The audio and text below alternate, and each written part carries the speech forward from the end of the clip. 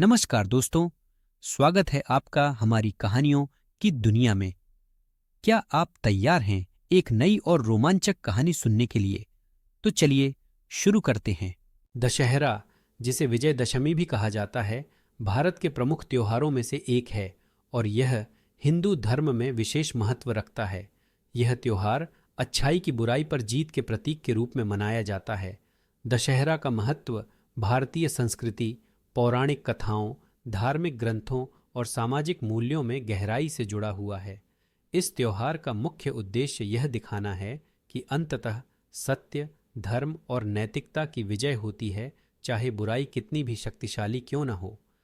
दशहरा के पीछे कई पौराणिक और ऐतिहासिक कहानियां जुड़ी हैं, जो इसे विभिन्न रूपों में मनाने के पीछे की वजह को स्पष्ट करती हैं।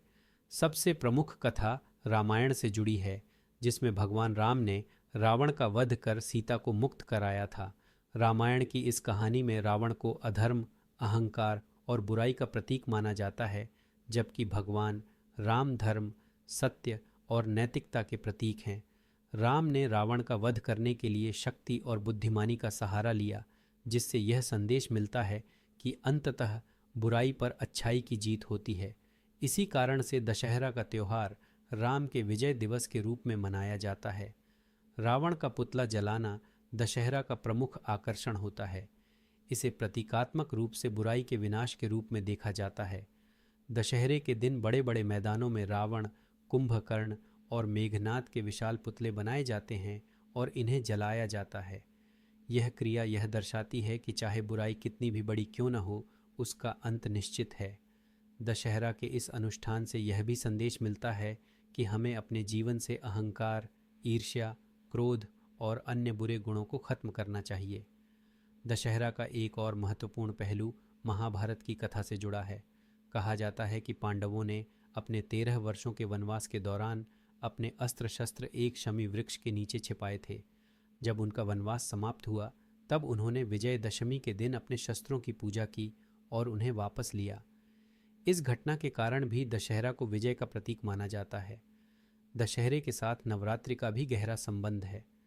नवरात्रि के 9 दिनों तक देवी दुर्गा की पूजा की जाती है और 10वें दिन विजयदशमी के रूप में यह त्योहार मनाया जाता है। यह देवी दुर्गा की महिषासुर पर विजय की कथा का भी प्रतीक है, जो बुराई और अज्ञानता का प्रतीक था। इस प्रकार दशहरा शक्ति और साहस का भी प्रतीक है और यह हमें सिखाता है कि जीवन में किसी भी चुनौती का सामना साहस और आत्मविश्वास से करना चाहिए। भारत के विभिन्न हिस्सों में दशहरा अलग अलग तरीकों से मनाया जाता है। उत्तर भारत में रामलीला का आयोजन किया जाता है, जिसमें रामायण की कथा का मंचन होता है। रामलीला के दौरान भगवान राम, सीता, लक्ष्मण और रावण के पात्रों का अभिनय कर यह दिखाया जाता है कि कैसे भगवान राम ने कठिनाइयों का सामना कर रावण का वध किया। यह अभिनय दशहरे के दिन समाप्त होता है, जब रावण का पुतला जलाया जाता है। दक्षिण भारत में दशहरे को विजयादशमी के रूप में मनाया जाता है। इस दिन लोग अपने घरों और दुकानों की सफाई करते हैं और अपने शस्त्रों और औजारों की पूजा करते हैं।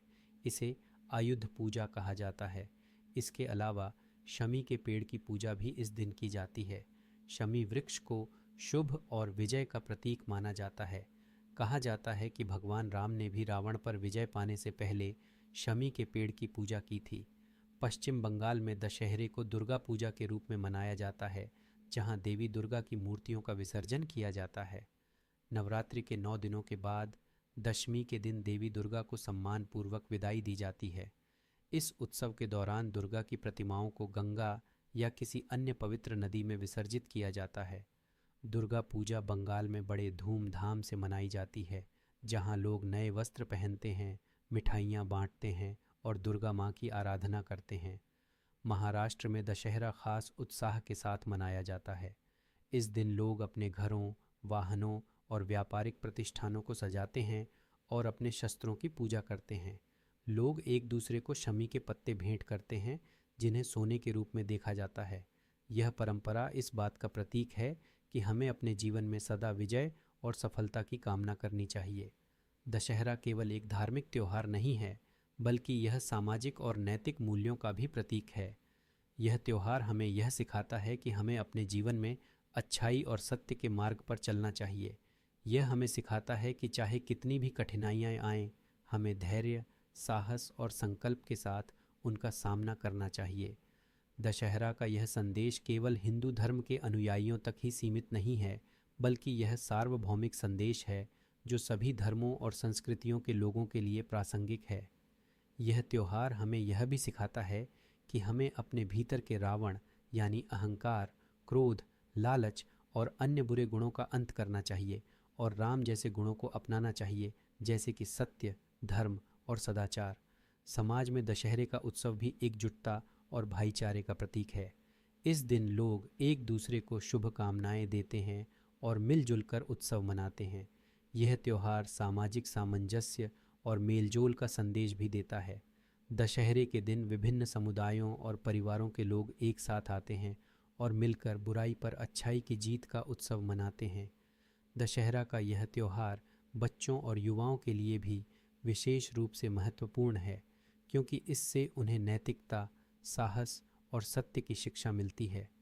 रामलीला और अन्य पारंपरिक उत्सवों के माध्यम से बच्चों को धर्म और नैतिकता के मूल्यों की जानकारी मिलती है, जो उनके जीवन में सदा के लिए स्थायी रहती है। इसके अलावा दशहरा हमारे सांस्कृतिक धरोहर और परंपराओं को सहेजने और आने वाली पीढ़ियों को इन्हें समझाने का एक